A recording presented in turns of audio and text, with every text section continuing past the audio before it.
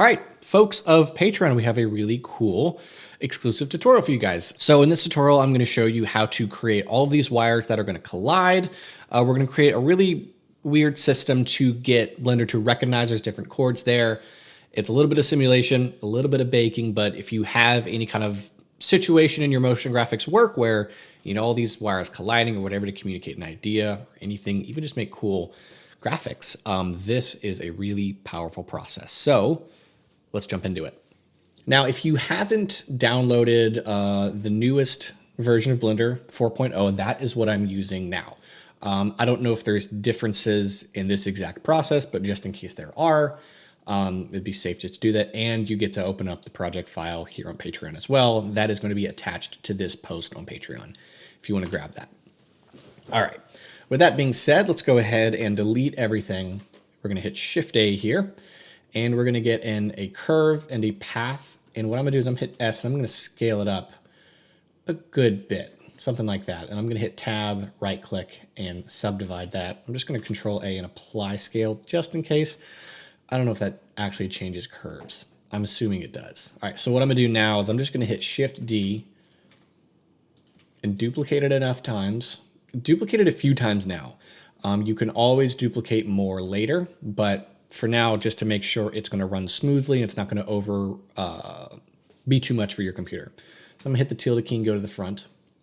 I'm going to highlight all of these guys and then hit Control-J. That is going to join them all to the same object. And the reason why we're doing that is in order for these to collide, it needs to exist in the same system. Much like a cloth, it's going to kind of read it similarly because we are using soft body. Because in soft bodies, one object is colliding with itself, and it makes it easier here. It does give you less control, but unfortunately, this isn't Houdini. What we're going to do now is hit right-click, convert to a mesh. I'm going to hit Tab, and we need to make sure to get these edge vertices right here. So I'm going to click and drag. I'm going to hold down Shift and click and drag.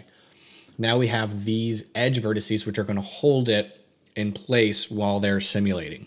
So we'll head over here to the vertex group section. Let's get a new vertex group. So I'm going to hit plus, assign, and then we can head out of edit mode. And we've now created a new vertex group. Now is the part where we can head to physics. So click on physics, and we're going to click on rigid body. Oops, don't do that. Soft body.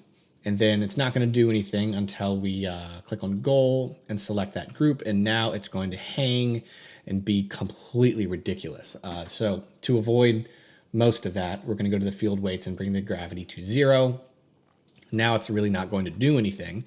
But now that the gravity is at 0, it allows you to go ahead, hit Shift-A, force field, and get in any force field you want. In this case, we're going to use turbulence. And then if you press play, it is going to start affecting it. This is the first time I'm seeing it have a few frame delay here.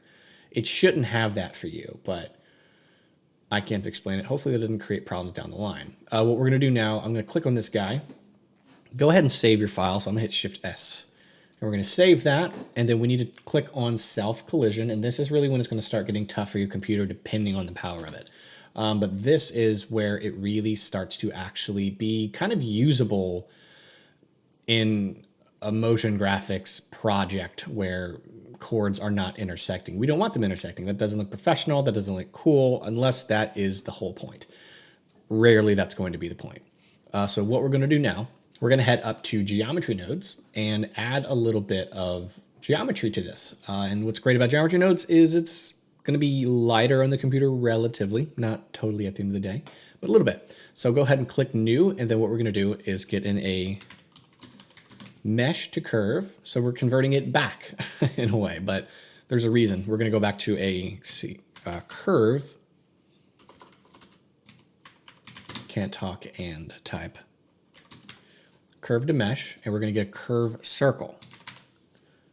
So it's this weird thing where we converted it back and then converted it back again. So we're allowed to plug this guy into here. And then we're going to do a radius of 0.01 to keep them really nice and thin. And then now we have to specify our collisions because there's this sort of invisible barrier between these guys, but we have to specify it here. So if you did 0.1, if I go to my original settings, my self collision was at 0.49. So, oop, that's the original too. So we're going to leave it. But you can tighten it, you can loosen it, but to stay safe, you can just leave it like this, and they're not going to collide, but they're going to dance around each other and push each other around. And it's really, really fun. And you can see how it's low poly. So if we go to somewhere where they're curved, see how that's low poly? You can fix that in the modifiers, and you can add a subdivision surface. I'm going to keep the viewport levels at 0, but the render at 2. So when we render it, it'll be perfectly smooth, but in the viewport, we can actually watch it play real time, of course, depending on your computer. So now is the fun part, or not really the fun part, just the more rigorous part here. I'm going to go ahead, I'm going to hide this. We're going to go here, I'm going to hit Tab, and then hit A to select all of these. And now you can start duplicating to get as many as you want to really make it look nuts. You don't want them inside of each other. So try to eyeball that. And so now if we press play, it's really going to go nuts because of the collisions. But this is what we're working with. But what we're going to do now is add a ton of frames. I'm going to give myself 1,000. We're not going to render 1,000 frames, but this is sort of the area that we're going to allow this simulation to take place, so then we can specify what portion of the simulation we like the best. So we're going to click on our turbulence here, and we're going to animate it. So right here, so we're going to click on him, go to the transform settings. I'm going to click a keyframe here, and then I'm going to go with 720, which is 2 rotations. And then that is going to play around with it, but I don't want to watch the whole thing. It's going to take forever, and it's not going to be real time. So let's go ahead and bake this so that we can have it. So I'm going to save, go back to the physics tab. We're going to go here to cache. We're going to go 1,000 frames. And then since make sure you have your file saved, otherwise you can't bake, and click on bake. And we are done baking, so we can just watch it now in real time. And this is the part where we can just watch it play completely through, because that first explosion is because it's got those collisions. But eventually it's going to kind of settle out, come back here to the center, where we can now figure out, all right, where do we want to put our camera? And I'm going to click on front, get our camera, Control-Alt-0, snap it to view. And then maybe we can move in a little bit to try to enjoy the chaos of these wires.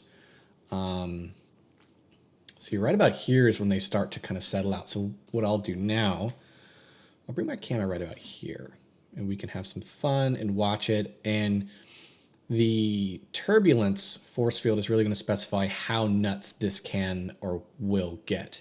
And then you can even introduce a little bit of gravity to try to keep it there. But there's a lot of chaos here that is really fun to kind of harness. So for myself, we're going to start right about at 341. And then you can really let it render all of these frames. It's really how much you're comfortable waiting around, but we'll go to 800. But now we're here. But this is really something where you can just sit around and try to figure out what's the best look for you. And then in my case, I think I moved in closer. I don't know. This is really just sort of proof of concept. All right, so now we're going to have a problem when it comes to shading this. So let's go ahead and add a material. So let's get a new material, and I'm just going to call this random. And then we'll make it metallic, less roughness. We'll go to geometry nodes and add in our, so you have to click that in the modifiers and get a set material.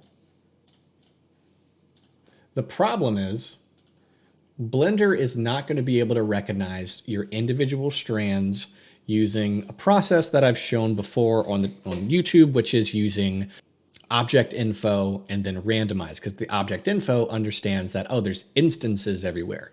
These are not instances. These are, in this case, we're going to recognize that they're mesh islands. I don't know if they are by definition mesh islands, but effectively they'll be treated like that. So we have to get Blender to recognize the individual connected pieces, and that is a little more confusing. Otherwise, you're just going to be stuck with one material, and that sucks. So what we're going to have to do is go to and add a new geometry nodes modifier here and click new, and let's set up a little system here. So what we have to do is get in a store named attribute. And if you've never touched attributes, I almost never touch them in my own work. But in this case, this guy is just, in our case, exists to come up with a new attribute so that geometry nodes can speak to the shader editor. So I'm just going to call this mat for material. And then we're going to go ahead and get a random value.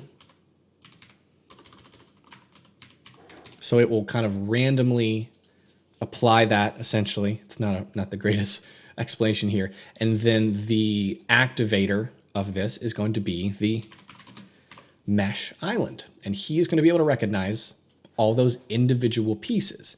And then we'll use the island index on the ID. Now, nothing's really going to happen. Now we have to be able to grab this in the shader editor, our new attribute. So we'll go here to shading. And just to show kind of a proof of concept, let's get a color ramp and then crunch in our colors.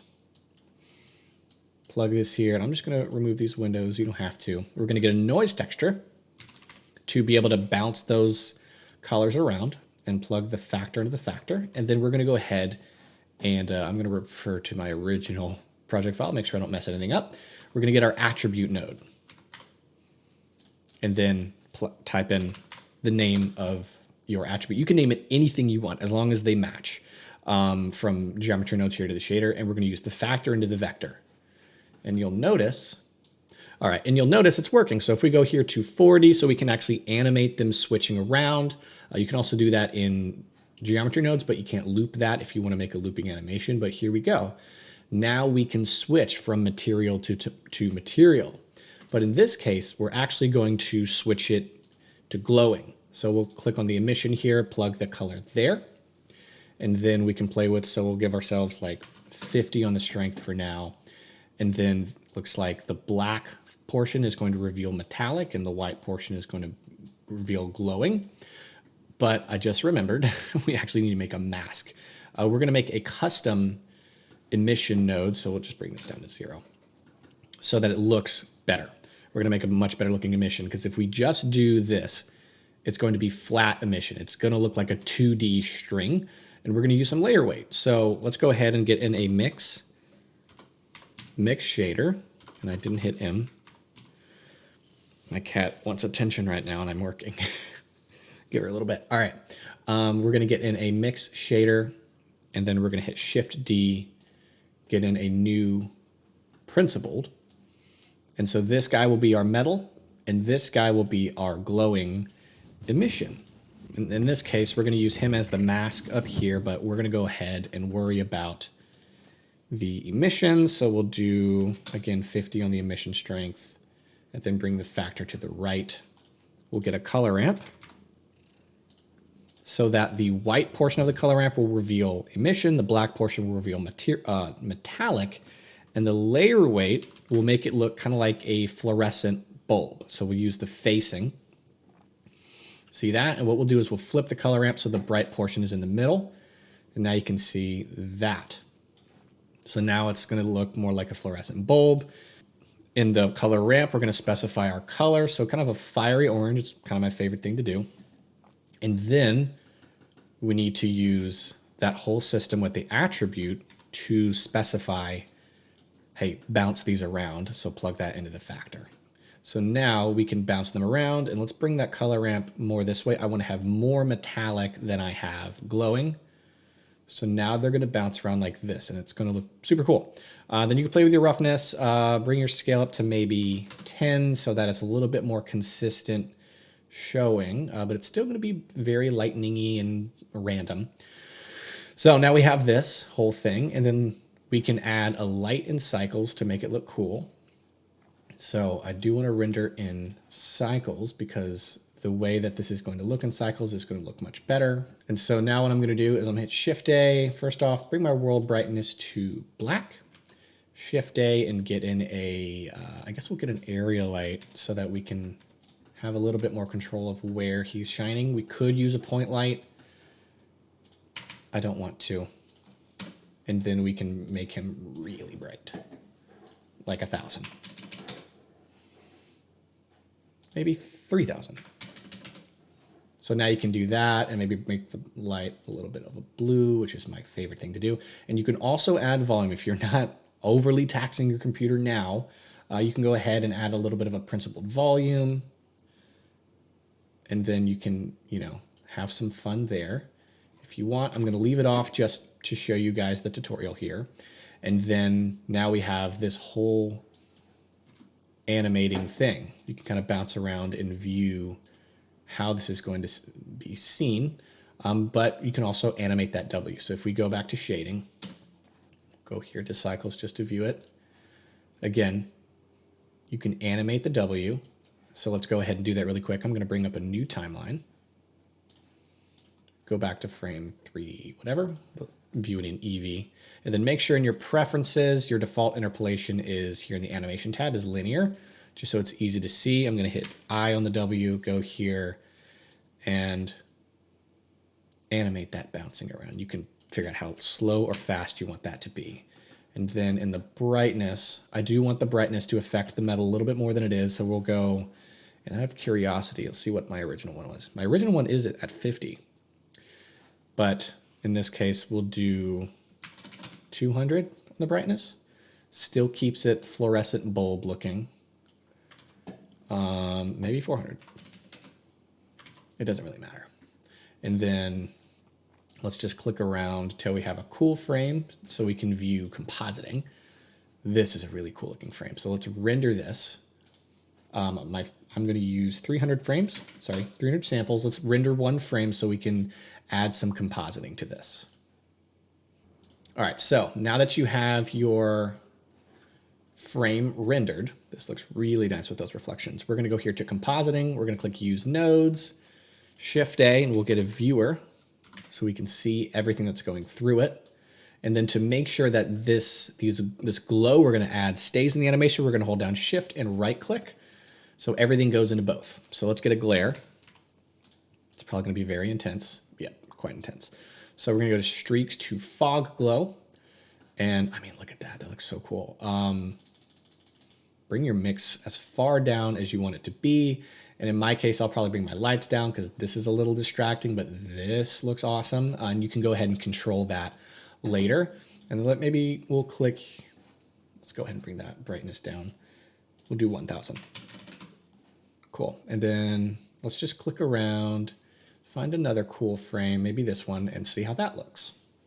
So this is how it's looking. It looks awesome. It looks clean. It looks slick. And we're pretty much done here. So go ahead and hit Control S, and let's set up our export. Again, if you don't want a plain black background, you can add volume if you would like. What we're going to do here is go to the printer icon, go ahead and create a folder, and select that folder. I would keep it at a PNG sequence in this case, and then render animation. If you just want an MOV or an MP4, you don't have to worry about a PNG sequence. Go from PNG to FFmpeg, encoding to MP4, and then medium quality to perceptually lossless, render animation. And when you're done, you'll have something really awesome.